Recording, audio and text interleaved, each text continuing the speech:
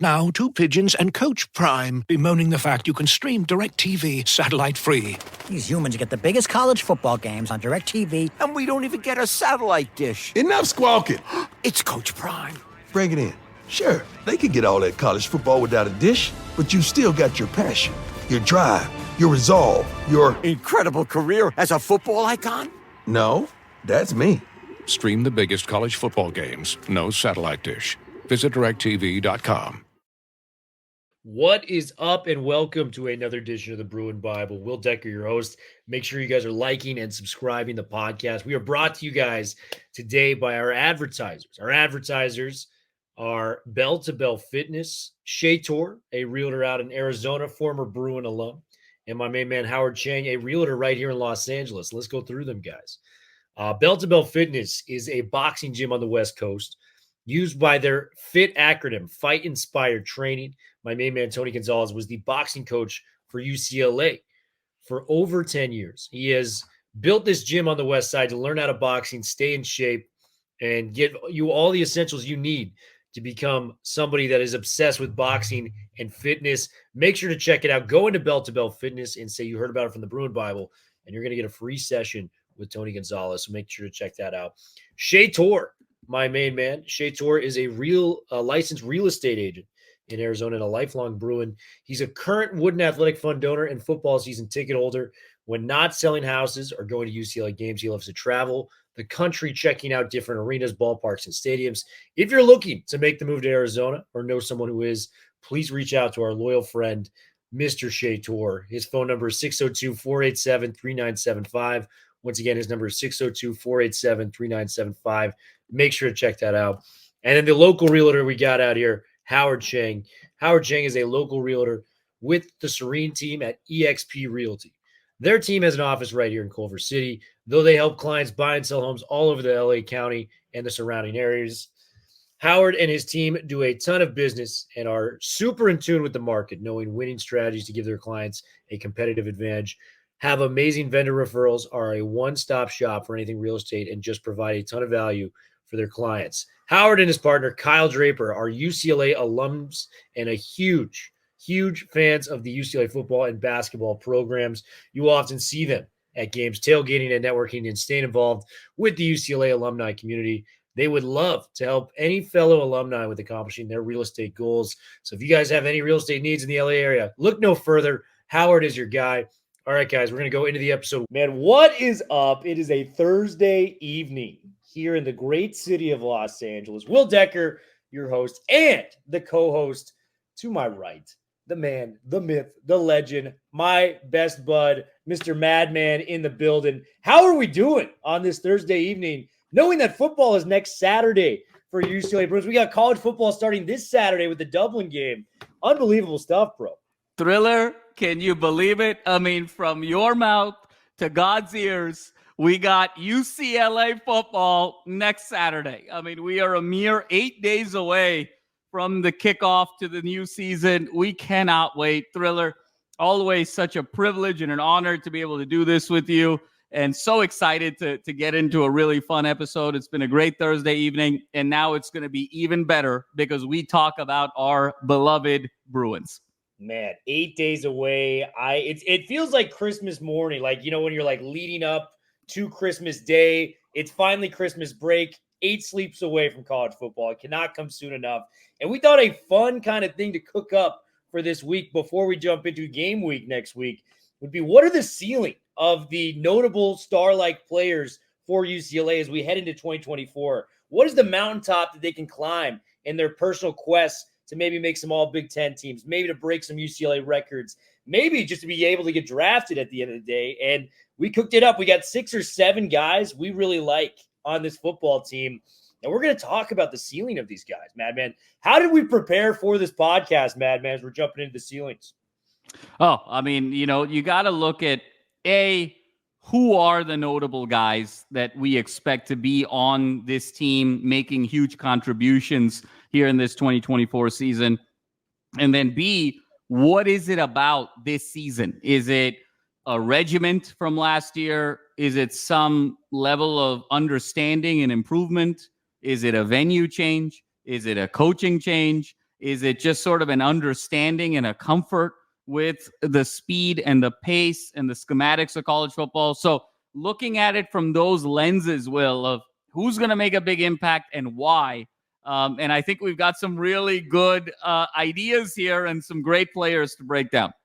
Yes, we do. And I think the first place to start, it's QB1. It's Ethan Garbers. And I really thought long and hard about this. The ceiling for Ethan Garbers, and I'll put it to you this way.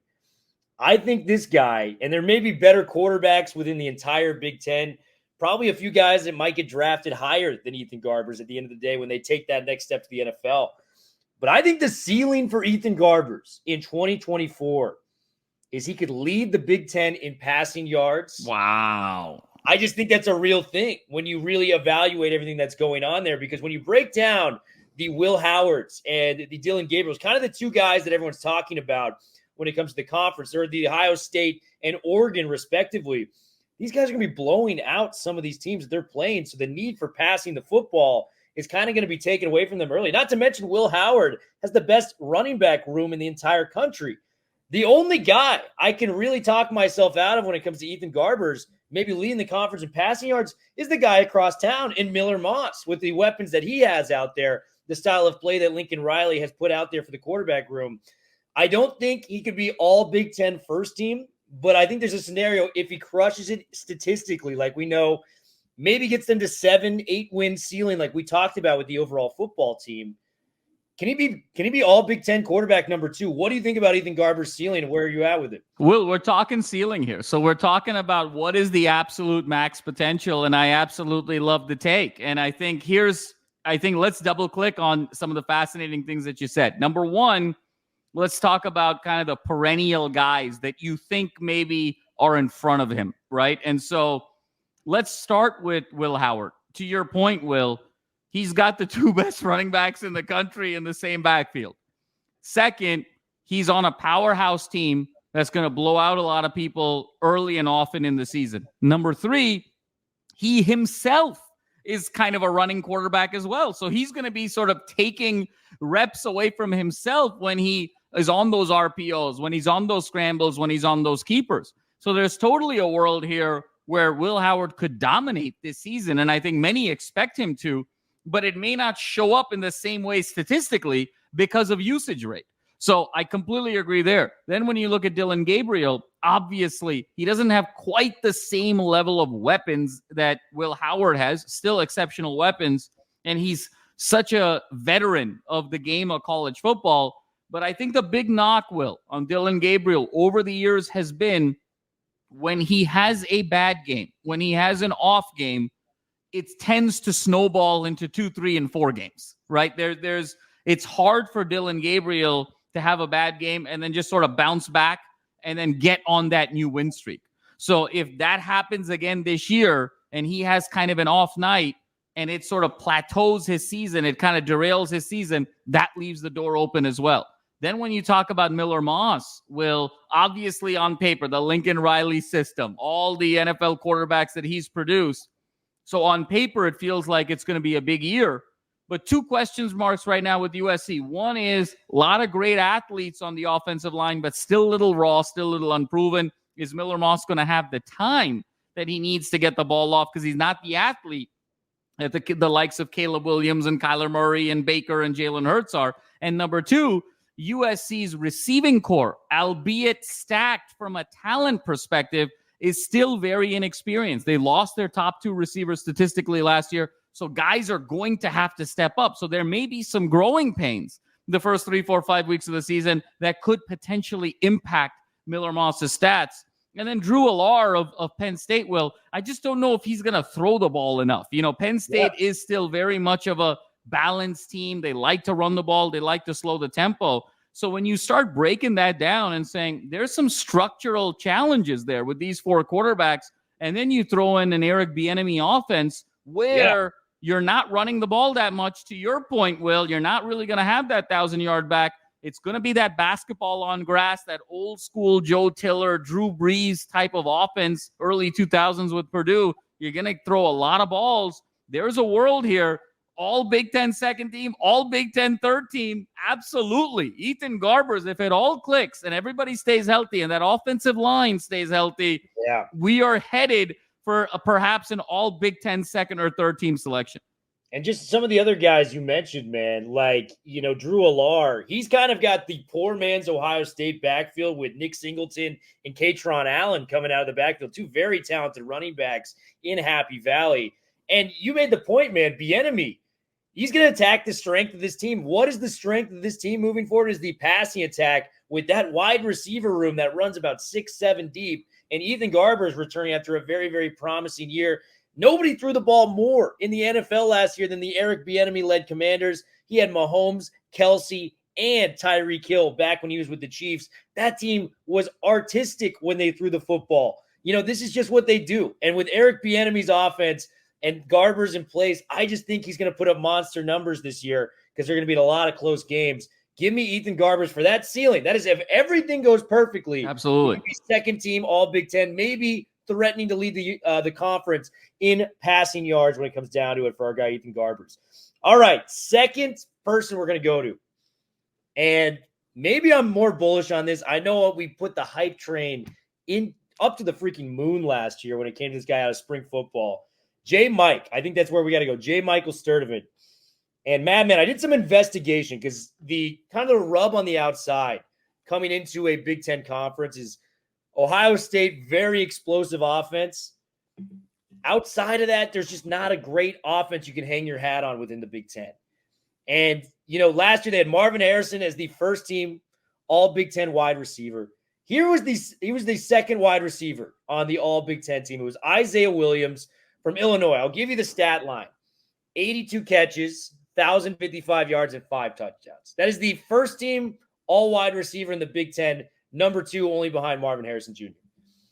If J. Mike is the guy we think he can be, I don't think he's going to threaten 80-plus catches next year.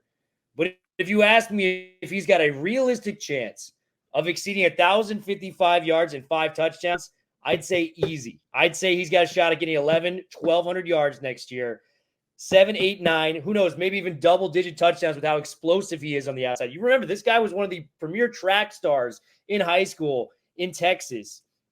Can this guy, if everything goes right for UCLA in this offense, and he becomes the Tyreek Hill of this offense for UCLA with Eric Bieniemy leading the charge, can he be first team all Big Ten? 100%. I loved everything that you said because, Will, let's talk about that stat line for a second. 82 catches. Catches isn't really kind of the home run stat, right? You Sure. really sort of define a wide receiver in terms of these types of awards, these types of accolades. You got to have the yards. You got to have the touchdowns. When you talk about 1,055 yards and 5 touchdowns, look, J. Mike, if you take his first game against Coastal Carolina and you take the last game in the LA Bowl and you just sort of combine those stats, that's about 400 yards and 3 or 4 touchdowns right there.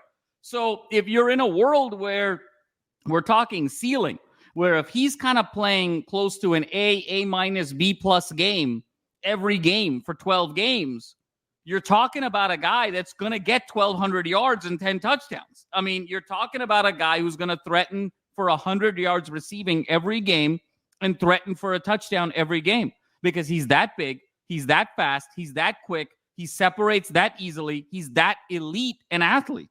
And so to me, the ceiling here, Will, you're spot on, is absolutely first team Big Ten.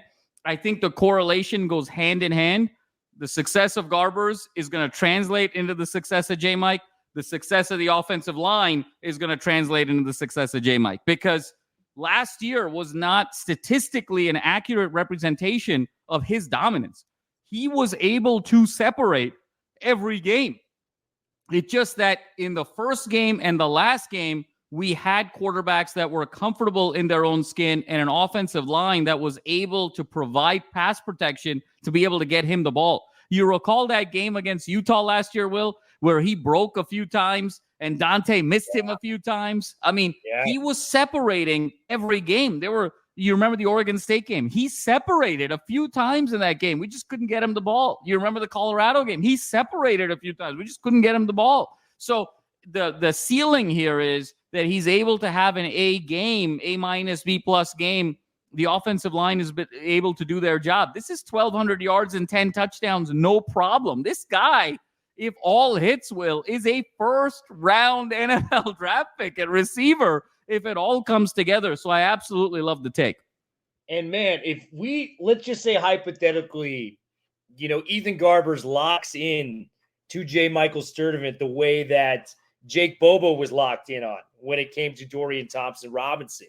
Yes. This is a situation where if he's targeting him on every big play and he's making catches like that, he's more explosive of an athlete than Jake Bobo will ever dream to be. And I love Jake Bobo. Jake Bobo is a dog. He made the Seahawks as an undrafted free agent. I love that dude. If he locks on to J-Mike, kind of like how Mahomes locked in on Tyreek Hill, my goodness, I think the Big Ten is in for a treat with what this could potentially be because, I'm bullish on what Garbers can be. I'm bullish on what Sturdivant can be. And as we've talked about, the biggest thing for, Sturdivant that might be going, it may not even be the quarterback connection because I believe in that wholeheartedly. It's can the offensive line provide enough time for him to get open because he is a deep threat. It's going to take him 2-3 seconds to get those deep shots that he is so good at in getting open down the field. So the only two receivers I have completely ahead of him as it starts right now is Tez Johnson from Oregon, 1,000-yard plus receiver, 10 touchdowns. I got to give him his due. And Emeka Egbuka, who, had a 1,000-yard plus season in the last CJ Stroud year there, kind of tailed off this past year, but Kyle McCord, not the greatest Buckeyes quarterback, as a lot of people in Columbus can tell you. I mean, those are the only two guys I can really think that are definitively, as it stands today, maybe better receivers in the college game than J-Mike. J-Mike's going to wake the world up this year. I'm very, very excited to see where it's going. So we've gotten through two of those. We got Garbers could potentially lead the Big Ten in passing yards. And, hey, J-Mike could be all Big Ten first team if everything goes correctly, everything goes perfectly. These are not predictions. These are ceilings for what these guys can be in 2024. The next guys I've got up for you, I'm going to combine them both. And I had a feeling you would. I had a feeling you would. Exactly. These guys, I think we were a lot more higher on when we, we're thinking of the Chip Kelly offense that was here in past 4 or 5 years in Westwood. You've got, TJ Harden and you've got Keegan Jones. I think combining both these guys is great. TJ, I thought in a Chip Kelly-like system is 1,200-yard rusher, even in with the Big Ten.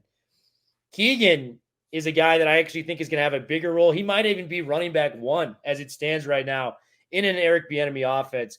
What are the ceilings for both of these guys as we head into the Big Ten? I've got some thoughts on it, but I want to hear what you got to say about our running back room.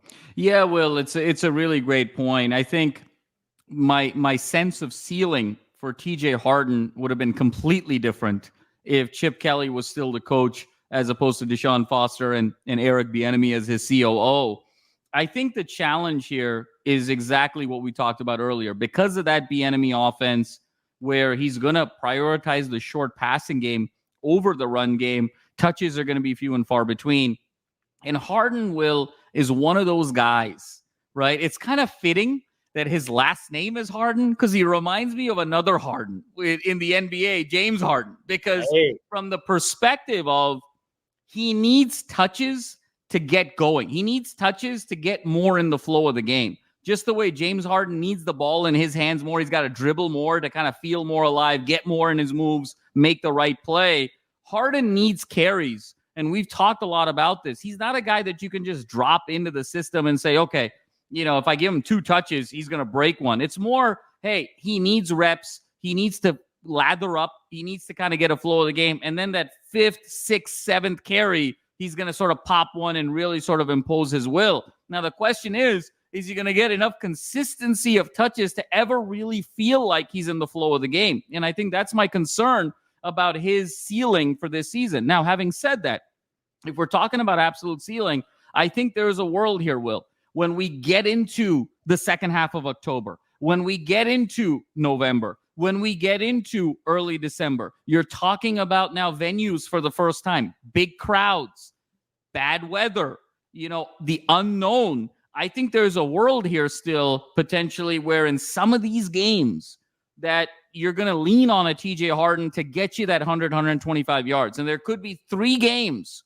where you lean on TJ to get you 125 yards. And then all the other games, he's sort of hovering in that, 40, 50 yards per game. So to me, the overall ceiling for TJ Harden would be something along the lines of 750 yards and perhaps 8 to 10 touchdowns. Whereas if Chip Kelly were still the coach, I would tell you the ceiling is 1,300 yards, and 12 to 15 touchdowns, because he was going to be the primary bell cow. He was going to get 20 plus carries a game, really get into things like, James Harden would in the NBA.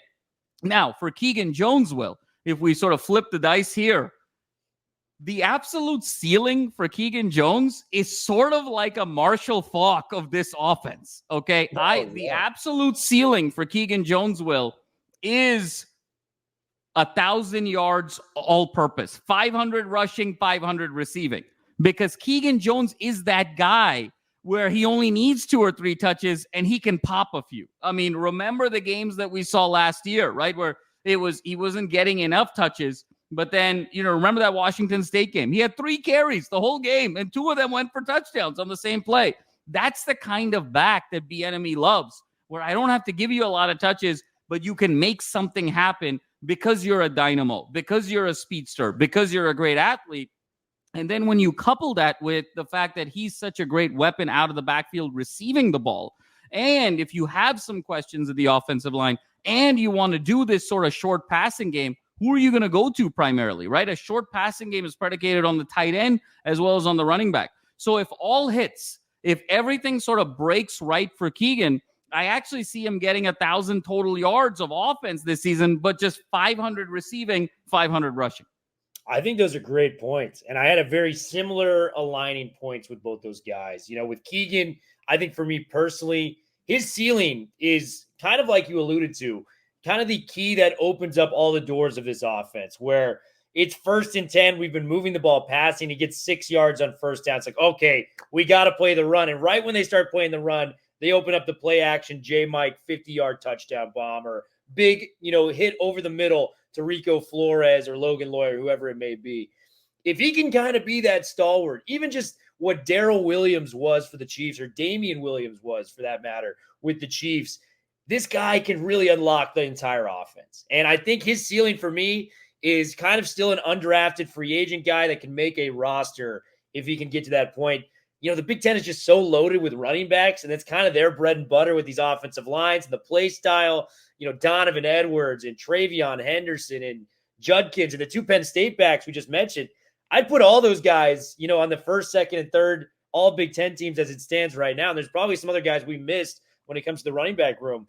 But what I can definitively say is Keegan Jones, outside of Garbers, there's a world where he's the most important player on offense for this team in terms of getting UCLA's football team to their ceiling and that offense to that ceiling.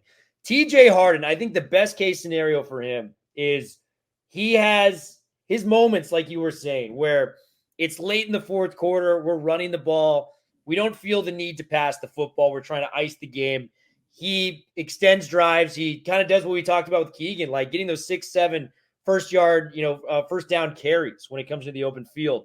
And I think the best thing that I could say about TJ Harden, it may be a year later than we expected, but if he comes into next year's team where, the cupboard is significantly, emptier than it is this year with all the returning talent on offense, he might be the hallmark player going into 2025 with an unknown proven quarterback, a lot of new linemen, and a new receiving room that, Quasi Gilmer, Braden Pagan, maybe those are the guys that come in later, but he could be the returning star of the offense in 2025. Do you think that's a fair statement for both? Absolutely, Will, because you got to look at the personnel around you, to your point. And he's walking now into a situation, super experienced quarterback, super experienced wide receiver room. I mean, for God's sakes, the leading receiver on the team last year is wide receiver 4 right now. And so he's kind of in a situation where, and the coach knows that, the offensive coordinator knows that, and the experience levels are in the positions that the offensive coordinator likes. He's known for his passing game, so he's got to take a step back. Next year, who's the quarterback? Is it Luke Duncan? Keegan Jones has moved on.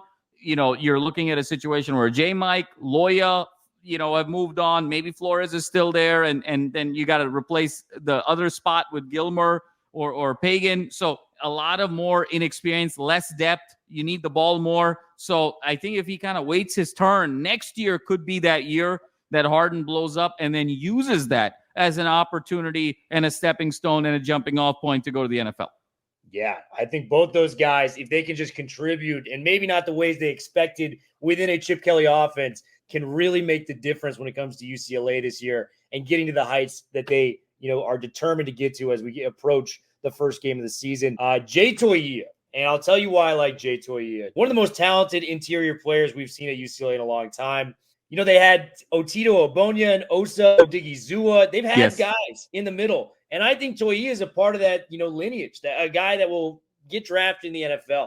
The problem with this is Big Ten defenses. It's like strap your chin straps up. This is a hell of a defense, man. Just a lot of stuff we can do.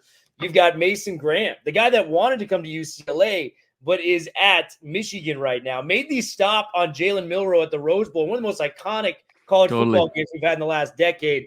Kenneth Grant's right next to him, was maybe a day 1, day 2 pick in the NFL draft. And you got Tyleek Williams at Ohio State, who 84.2 PFF grade last year. Ohio State, they, manned up in the trenches after kind of getting bully balled by Michigan these past few years. So this is a tight group. My ceiling for Toia, for as talented as he is, we knew Texas wanted to get this guy for, medium 6-figure number. Some of the other big name schools were calling this guy's name.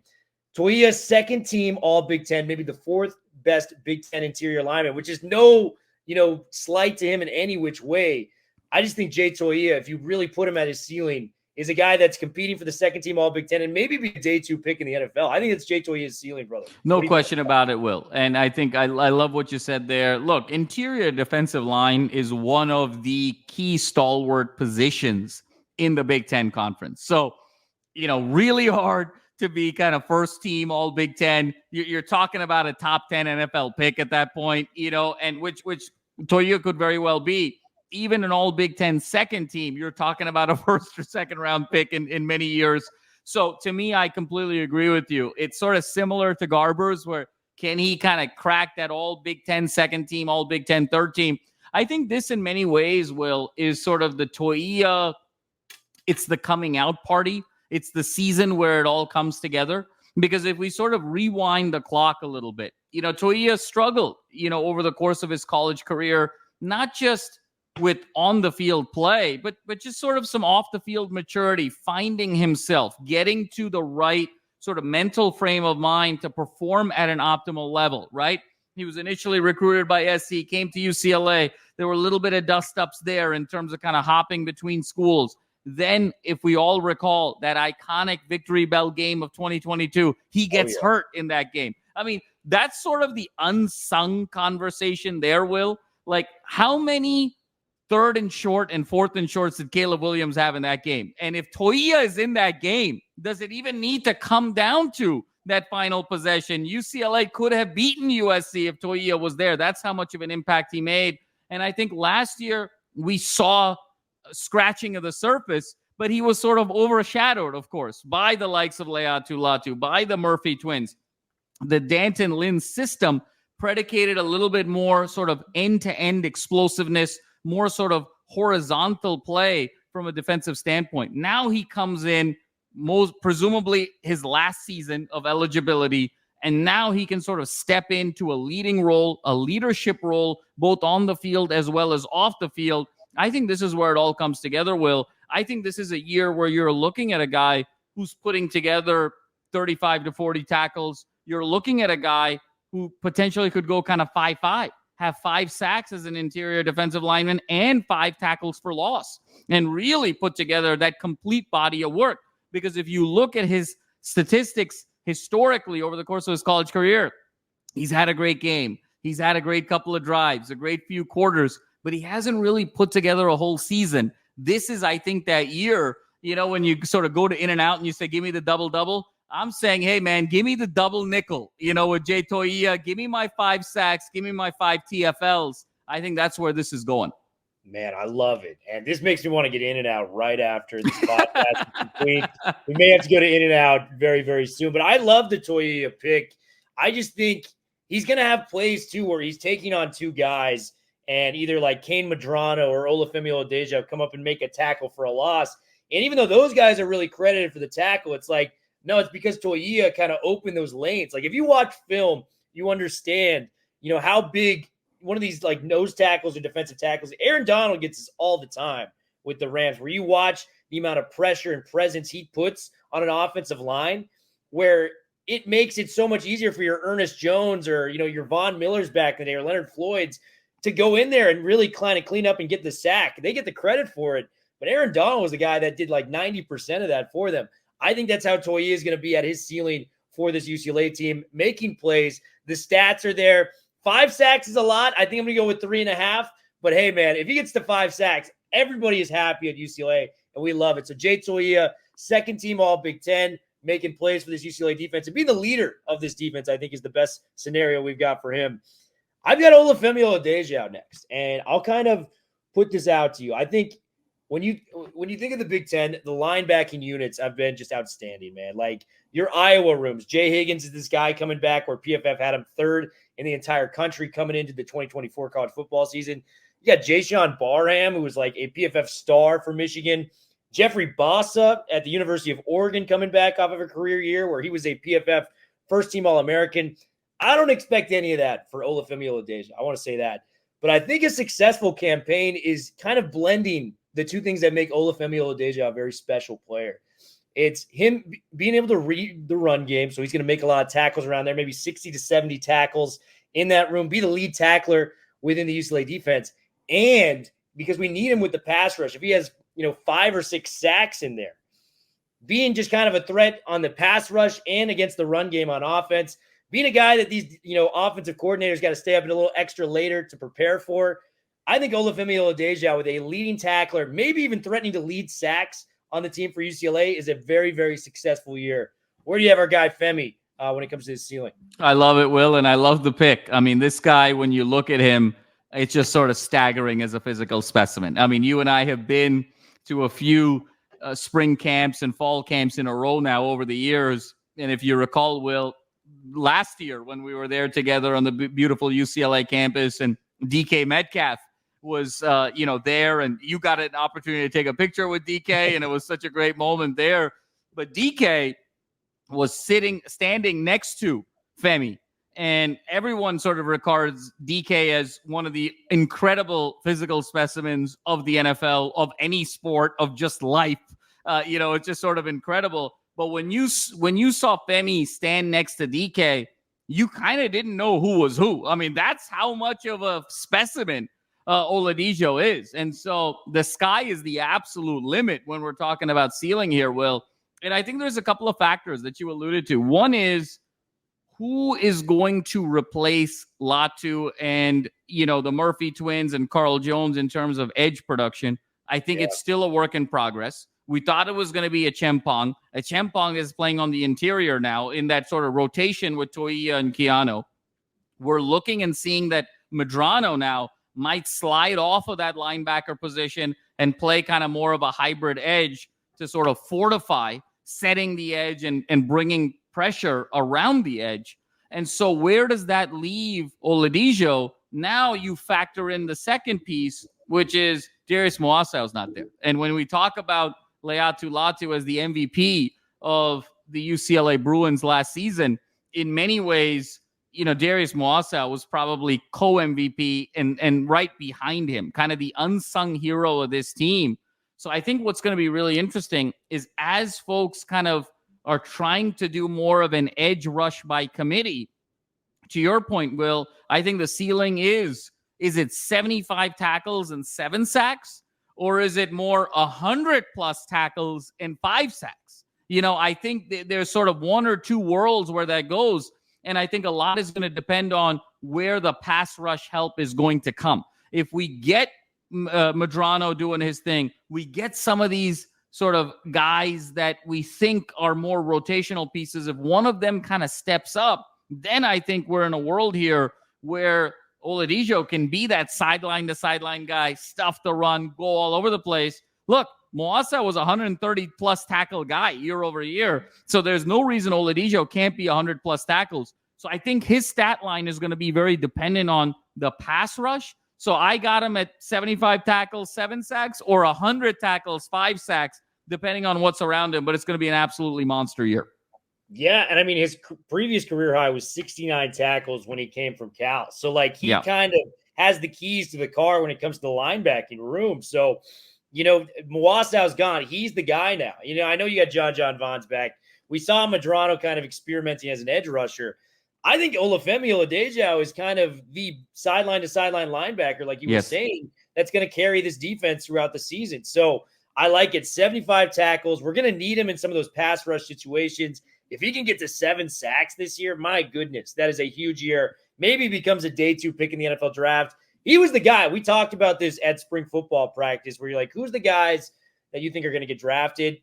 And I said J. Mike. I said Toia. And the other guy that I was pretty confident was Femi. Just the frame. I think if he blows it out the doors at a combine-like situation, I think he's going to be a star, in the college football game. Give me Femi in the linebacking room. So we like that. Last position group I'll go with, and I saved the best for last, as if you know. Oh, I know where this is going. The secondary. Yeah, as we all know, to people that have listened to the show for years, I am always optimistic about the secondary. They're always breaking my heart. It's like a rom-com. It's a terrible rom-com with me in the secondary about it. But I feel confident in this group. These are 2, solid starters. I cannot put them in the top tier. Dude, I looked up the top, 8 projected, corners. 4 of them were in the Big Ten. Like 4 of the top 5 or 6 were Big Ten corners. Will Johnson may be the best player in the entire draft next year. Like Sauce Gardner, Derek Stingley. Remember having those conversations. Absolutely. Will Johnson might be that guy when it comes to the next draft. You got Sebastian Castro, and like these Iowa guys, they're very positional in how they develop people. It's the offensive line, it's tight ends, it's that secondary room, man. They're so good at those 3 position groups when it comes to a Kirk Ferentz-led team. You got Jabbar Muhammad, who we're very familiar with, was at Washington and transferred to Oregon. That's a tough transfer, too, by the way. If you're a Washington We're getting fan, into Kyle Ford territory now, Will, with that transfer, Literally, yeah, transfer into the arch rival. The only thing that would make it funny is if you had to transfer back to Washington. The Kyle Ford move Ford. right there, yeah. And then Denzel Burke for Ohio State is right there. So, like, you have the upper echelon of corners. And even as optimistic as I am in this secondary group, I can't put them on the first or second team. What I can say is I think Jalen Davies is an above-average corner, and I think Kirkwood showed some flashes. Like, we've talked about it, man. Balling out in that USC rivalry game, you see when they come back the next year, it was the best Dorian's ever played. Coming back after that 6-touchdown performance. Greg Dulcich balled out in that game was, for my money, and I know the rest of the country may feel this way too, that actually watch college football. Greg Dulcich was the best tight end in college football in the 2022 season. I will stand on that. I'll do whatever it takes to get to that ceiling on that. And then when it comes to, what we've got going on, Kirkwood picked off the great Caleb Williams, the first pick in the entire draft. I'm watching Hard Knocks. I'm watching preseason football. This guy looks like a legit star when it comes to the football position, like the quarterback position. So I think these guys can be top 10 corners within the conference, but I think that's as far as I'm going to go as being optimistic. What do you think about that prediction when it comes to those 2 guys? No, I think that's totally fair, Will. This is an absolutely stacked position group. We talked about interior defensive line as possibly being, the bread and butter. I mean, corner year after year in the Big Ten is just absolutely staggering. So I don't know about any sort of postseason awards per se, but I think where we can kind of lean on is what type of player can they be if they're the best version of themselves? What type of statistics can they accrue if they're the best version of themselves? And I think to your point, Will, when you start with Devin Kirkwood, look, if everything hits, the mental, the physical, the emotional, the athletic, you're talking about another Richard Sherman type of player, right? I mean, it's sort of the big body corner that can get physical when he needs to, that's got kind of a great catch radius to deflect balls, even intercept balls, to your point with Caleb Williams. And he's got the momentum from the Victory Bell performance. And how many times we have seen this, you have said it so well,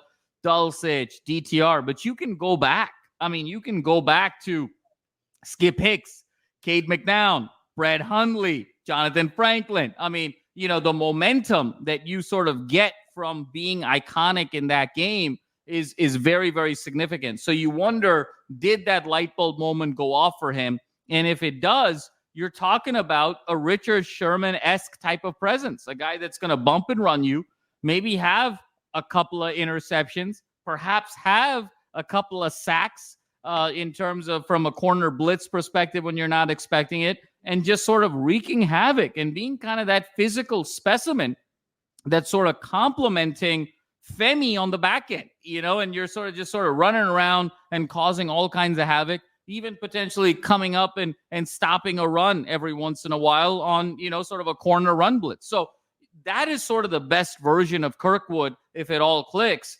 And then I think with Davies, I think what makes Davies very special, and we've seen this in flashes, are his ball skills. His ability to actually complete a play as a corner via interception. I mean, we saw it in the Sun Bowl a couple of years ago. We've seen elements where he's made interceptions, had pick sixes, had big runs. So to me, the best version of Davies, if you have a Kirkwood causing havoc on one side of the field, perhaps Davies gets more single coverage. Perhaps Davies gets more favorable matchups.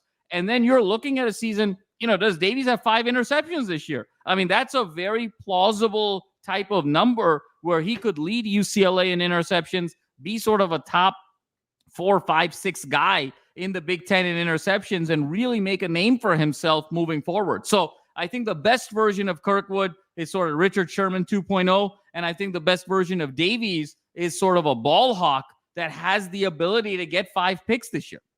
Yeah, I was about to ask you after this concluded. Over under 2.5 interceptions for Jalen Davies. What are you taking on that? Over. I think I might take the over. Yeah. Yes. I'm taking the over. I think I'm taking the over as well. Well, dude, this was a lot of fun, and it just got me more excited. I didn't even know that was possible to get more excited for college football right around the corner.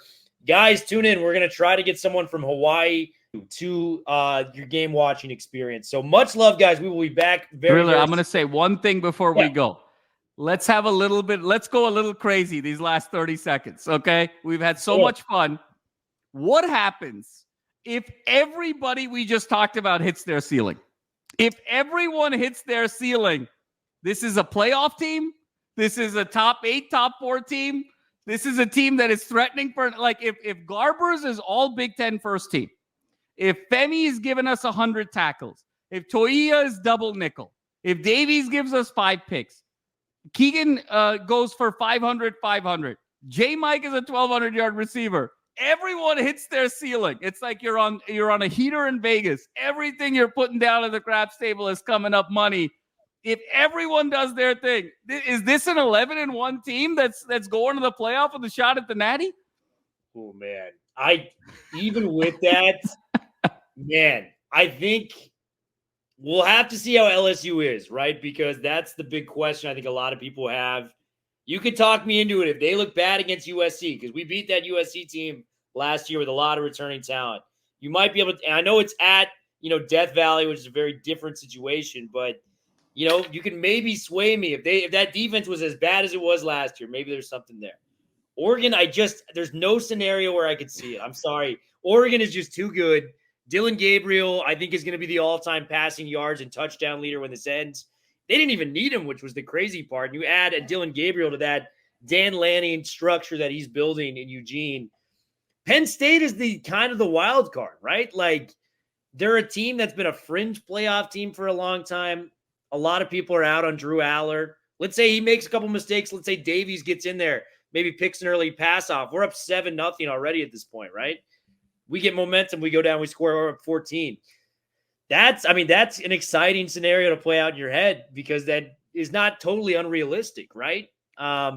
We're just sort of having the fantasy of the season, Thriller. Fantasy. But the crazy thing is, if it all hits, let's say they can't beat LSU. Okay, Death Valley, it's just too out there. Oregon is just too good.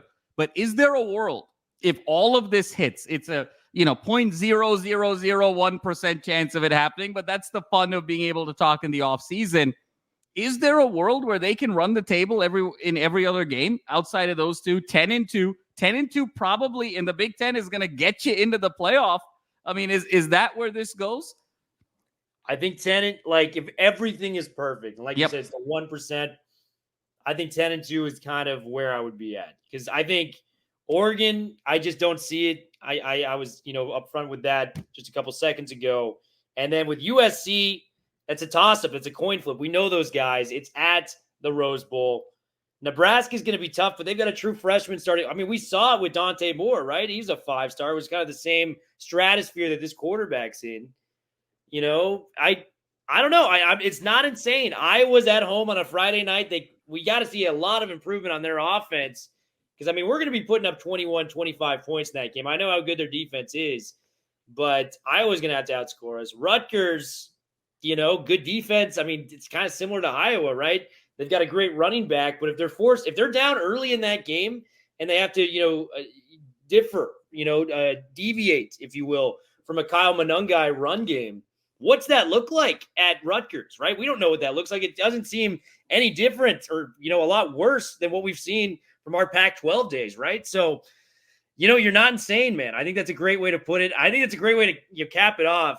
Be optimistic about this year. I'm not saying have crazy expectations, but if that 0.1% hits, UCLA could be looking pretty this year, man. That's all I'm going to say on that front.